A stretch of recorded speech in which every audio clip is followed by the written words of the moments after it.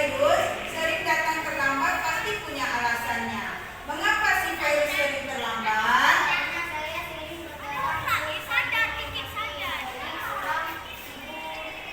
Kamu tahu nggak keyakinan kelas kita yang sudah kita sepakati bersama?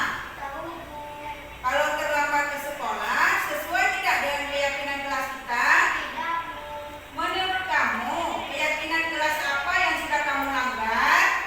disiplin Bu. Menurut kamu, disiplin itu penting tidak untuk kamu? Penting Bu.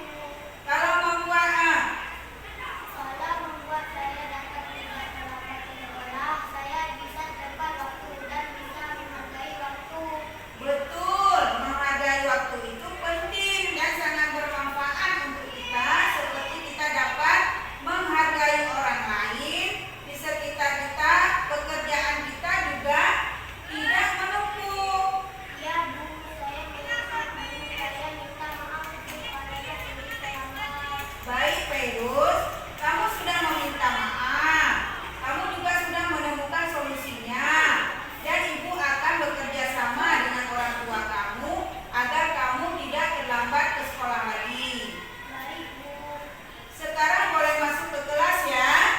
Terima kasih Bu.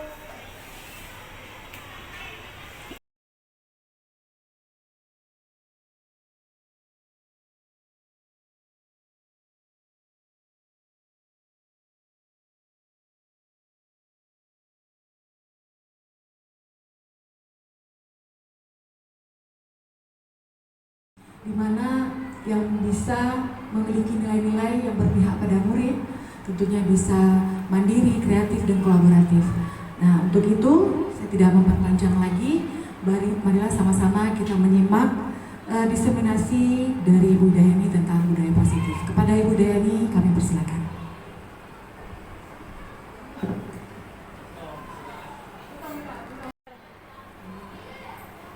Bismillahirrahmanirrahim. Assalamualaikum warahmatullahi wabarakatuh. Puji syukur, mari sama-sama kita panjatkan kehadirat Allah Subhanahu wa taala yang mana kita masih diberikan kesehatan dan kesempatan sehingga kita bisa berjumpa dan berkumpul di tempat yang berbahagia ini. Selawat serta salam mari sama-sama kita sajikan pada junjungan alam yang mana Nabi kita, Nabi besar, apalagi ini bulan Maulid ya, yang telah memberikan rahmat dan hidayahnya, kekuatan dan semua pikirannya, jiwanya untuk membela kita habis-habisan ya, umat Islam. Terus kepada sahabat dan serta keluarga beliau, yang mana beliau telah membawa kita dari alam kebodohan sehingga kita dapat mengenyam pendidikan seperti yang kita rasakan sekarang ini. Baik, terima kasih saya ucapkan penghormatan saya kepada Bapak Kepala Sekolah, kepada Ibu Wakil Kepala Sekolah, juga kepada Bapak Ibu yang sudah berkenan hadir di tempat yang tercinta ini. Baik Bapak Ibu, saya ingin menyebarkan pemahaman dan penerapan pengalaman saya selama mengikuti CGP Angkatan ke-9 ini. Jadi yang saya paparkan hari ini tentang aksi nyata budaya positif. Jadi budaya positif ini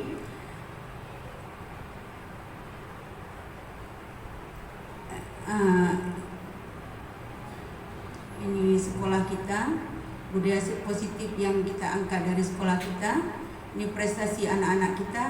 Ini salah satu contoh budaya positif yang telah kita lakukan di sekolah kita.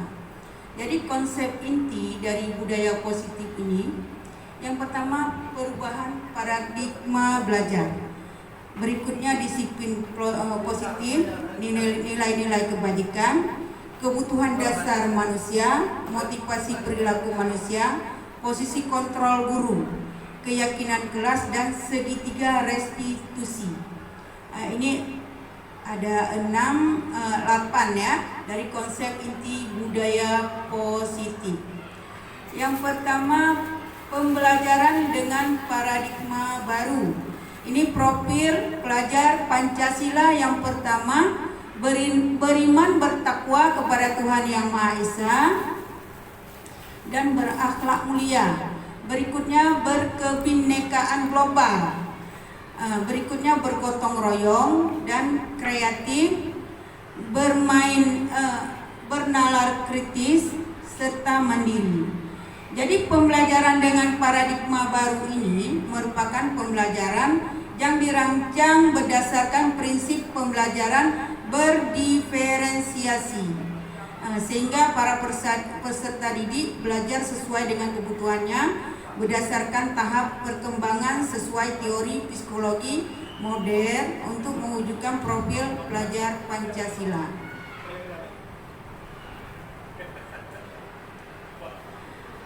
Sekarang tentang miskonsepsi tentang teori kontrol. Ini ada misnya. Kita seakan-akan menghayalkan ilusi kita guru mengontrol murid. Kita menguasai murid kita. Ya. Berikutnya, bahwa semua penguatan positif efektif dan bermanfaat. Jadi ilusi kita seolah-olah apa yang kita harapkan tentang penguatan positif ini semua efektif, semua bermanfaat. Sekarang ilusi kita juga bahwa kritik dan membuat rasa bersalah mampu menguatkan karakter siswa kita. Jadi di budaya positif ini sama-sama kita akan belajar tentang bagaimana kita, sikap kita dan tingkah laku kita dalam menghadapi siswa kita di dalam kelas. Jadi berikutnya bahwa ilustrasi kita bahwa orang dewasa berhak memaksa, berhak mengatur semua siswa kita.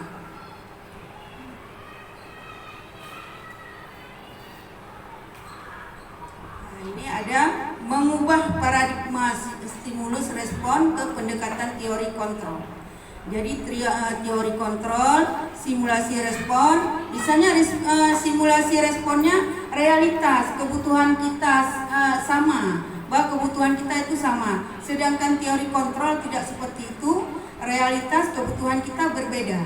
Misalnya kebutuhan saya dengan Bu Juli berbeda. Begitu juga kebutuhan siswa kita di kelas, siswa yang satu dengan siswa yang lain berbeda kebutuhannya. Jadi stimulus yang berikutnya semua orang melihat hal yang sama. Sedangkan teori kontrol setiap orang memiliki gambaran yang berbeda. Berikutnya kita mencoba mengubah orang agar berpandangan sama dengan kita. Misalnya kita tidak suka dengan A, orang lain juga jangan suka dengan A. Sedangkan di teori kontrol ini tidak seperti itu. Kita berusaha memahami pandangan orang lain tentang dunia. Harus berwawasan luas, ya. Berikutnya perilaku buruk dilihat sebagai suatu kesalahan. Jadi kalau teori kontrol, semua perilaku memiliki tujuan. Bukan kesalahan aja yang dilihat kalau perilaku buruk itu. Misalnya kenapa ada bully-bully di kelas? Apa sebabnya? Kenapa dia juga mengejek si Fulan? Mungkin aja dia membela diri. Karena dia selalu terpojok. Begitu. Orang lain bisa mengontrol saya.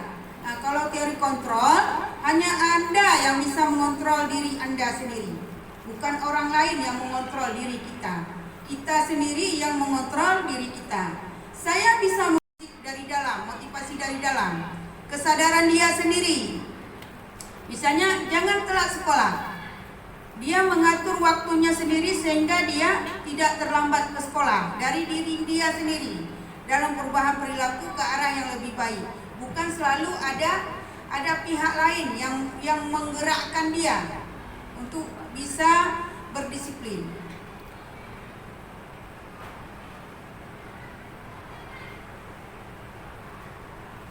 Nah, ini nilai-nilai kebajikan ya. Nilai yang disepakati bersama lepas dari suku, bangsa, agama, bahasa maupun latar belakangnya. Ini contoh nilai kebajikan institusi dan organisasi ya. Ada profil pelajar Pancasila. Nah, ini dari organisasi.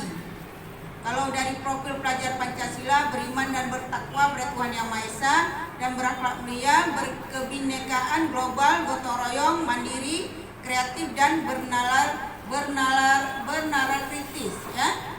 Berikutnya ada lagi dari organisasi yang lain. Ini kebutuhan dasar manusia. Jadi budaya positif ini ada hubungannya dengan kebutuhan dasar manusia. Jadi kebutuhan dasar manusia adalah segala sesuatu yang kita lakukan untuk mendapatkan apa yang kita inginkan. Seluruh tindakan yang kita lakukan memiliki tujuan tertentu dan semua usaha terbaik yang kita lakukan adalah dalam rangka agar kebutuhan dasar kita terpenuhi dengan baik. Jadi ada 5 kebutuhan dasar manusia. Yang pertama, bertahan hidup. Bertahan hidup kita perlu makanan, pakaian, tempat tinggal, keamanan, kesehatan. Yang kedua, kasih sayang dan rasa diterima. Rasa diterima, dipedulikan, berbagi, bekerja sama, menjadi bagian dalam kelompok. Berikutnya, penguasaan, harga diri, keinginan untuk dianggap, memimpin, berprestasi, diakui, didengar. Berikutnya, kebebasan. Jadi ada mendiri di sini, memiliki pilihan, mencoba hal-hal baru, mampu mengendalikan arah dirinya. Dan seterusnya kesenangan, ada bermain, humor, antusiasme dan tertawa. Ini motivasi perilaku manusia. Untuk menghindari ketidaknyamanan, kita memberikan hukuman. Ini dari ekstrinsik, dari luar ya. Jadi untuk mendapatkan imbalan, penghargaan dari orang lain, ini memberikan hadiah-hadiah. Anak harus mendapatkan nilai bagus di rumah. Kita menjanjikan hadiah-hadiah selalu. Kalau sekali, 2 kali, 3 kali bisa kita memberikan hadiah. Jadi kalau untuk seterusnya apa bisa kita memberikan hadiah terus? Ya. Jadi anak nanti dia sudah manja. Kalau nggak ada hadiah dia nggak mau belajar. Dia menuntut selalu harus ada hadiah. Yang kita harapkan adalah motivasi intrinsik dari dalam diri siswa sendiri. Misalnya untuk menjadi orang yang mereka inginkan dan menghargai diri sendiri dengan nilai-nilai yang mereka percayai. Ya.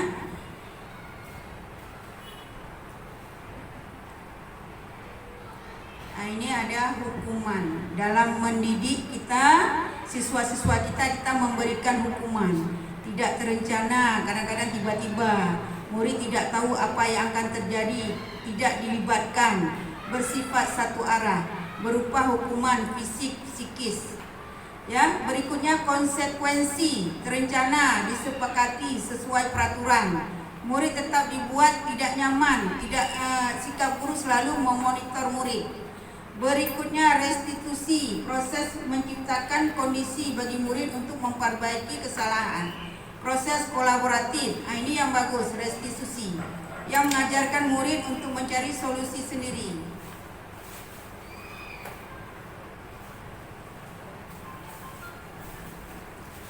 Berikutnya ada 5 posisi kontrol guru. Yang pertama penghukum. Yang kedua membuat merasa bersalah. Nomor 3 teman, pemantau dan manajer.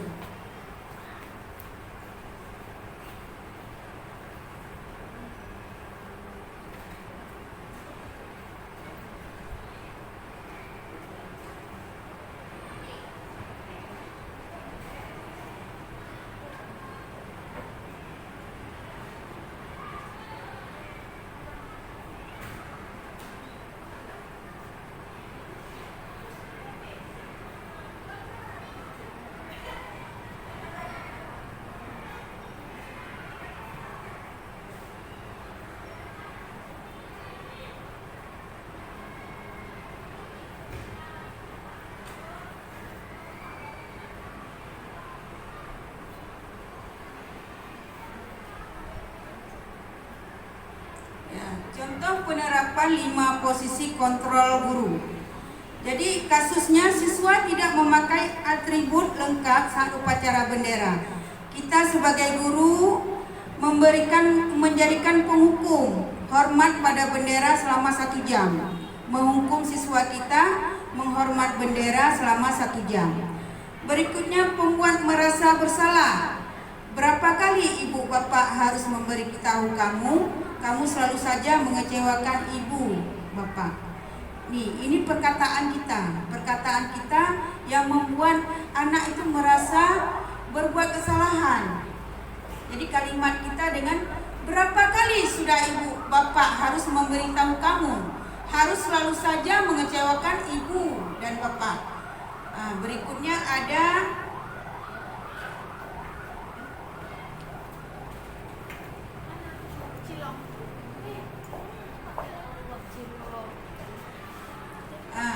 di sini ada juga contoh penerapan 5 posisi kontrol guru bagi siswa yang tidak memakai atribut lengkap saat upacara bendera. Kalau kita sebagai teman, ayo dong. Dalam budaya positif ini, yang pertama kita harus melakukan keyakinan kelas. Setiap awal tahun ajaran, kita melakukan keyakinan kelas dengan siswa kita di kelas. Mengapa keyakinan kelas dan mengapa bukan peraturan kelas? Nah, ini dia pembentukan keyakinan kelas. Keyakinan kelas itu kita sepakati dengan siswa kita di kelas, membuat keyakinan kelas. Ini contohnya, karena keyakinan kelas itu bersifat abstrak dan berupa pernyataan universal, dibuat dalam pernyataan positif, sedikit saja agar mudah diingat. Jadi nggak perlu banyak-banyak. Misalnya keyakinan kelas kita yang pertama apa? Masuk tidak boleh terlambat. Udah tuh mengerjakan tugas PR, tidak boleh tidak membawa buku tulis misalnya. Dan sedikit saja agar mudah diingat, sesuai dengan kondisi kelas dan sekolah sehingga mudah diterapkan. Semua warga sekolah, warga kelas dilibatkan saat membuat keyakinan kelas. Jadi semua siswanya ikut ya dalam membuat keyakinan kelas. Jadi keyakinan kelas ini harus diikuti oleh segitiga restitusi, suatu proses dialog yang dijalankan oleh guru agar dapat menghasilkan murid yang mandiri dan bertanggung jawab. Jadi validasinya tahapan segitiga restitusi ini ada validasi tindakan yang salah, menanyakan keyakinan, dan menstabilkan identitas. Yang ini menstabilkan identitas berdasarkan prinsip membuat kesalahan adalah bagian dari proses pembelajaran. Jadi anak-anak yang membuat kesalahan itu adalah bagian dari proses pembelajaran. Jadi berbuat salah itu wajar. Ini kata-kata kita. Tidak ada manusia yang sempurna. Ibu bapak juga pernah melakukan itu. Ibu bapak tidak mau mencari siapa yang salah, tapi ibu bapak ingin mencari solusi dari permasalahan ini. Jadi kamu berhak merasa begitu. Ini kata-kata kita apabila ada anak-anak yang berbuat kesalahan. Jadi berikutnya ada validasi tindakan yang salah. Berdasarkan prinsip setiap perilaku berupaya memenuhi suatu kebutuhan tertentu. Kamu pasti punya alasan mengapa melakukan hal itu, padahal kamu bisa melakukan yang lebih buruk dari ini ya. Kamu patut bangga karena telah melindungi sesuatu yang penting buatmu. Kamu melakukannya karena mempertahankan sesuatu yang penting bagimu. Ini kata-kata kita apabila kita melakukan tindakan keyakinan di kelas bersama dengan siswa-siswa kita yang melakukan kesalahan. Berdasarkan prinsip teori kontrol bahwa pada dasarnya kita termotivasi secara intrinsik dari dalam. Apa keyakinan kelas kita? Nilai-nilai apa yang telah disepakati bersama? Seperti apa gambaran sebuah kelas yang ideal menurut kamu? Kamu ingin menjadi orang yang seperti apa? Nah, ini kata-kata kita. Contoh penerapan segitiga restitusi.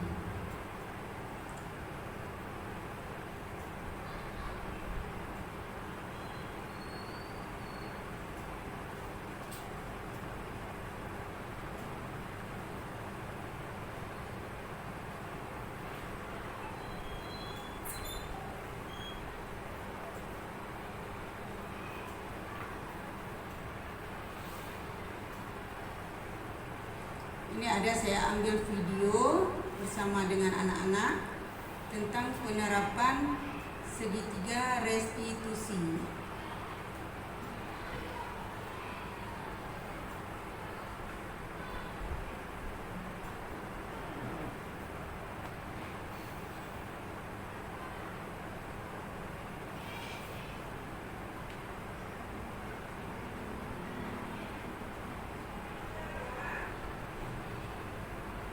Ini contoh ya.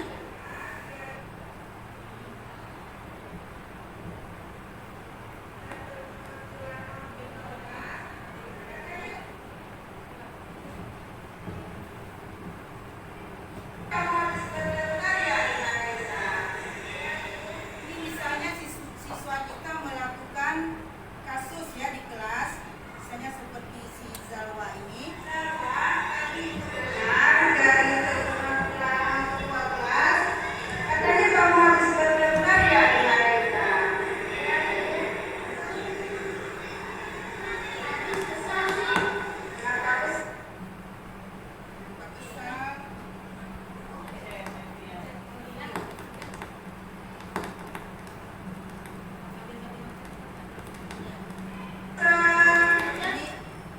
Zalwa ini, dia kasus Zalwa, dia selalu diganggu sama Reza kawannya yang suka menyuntik katanya.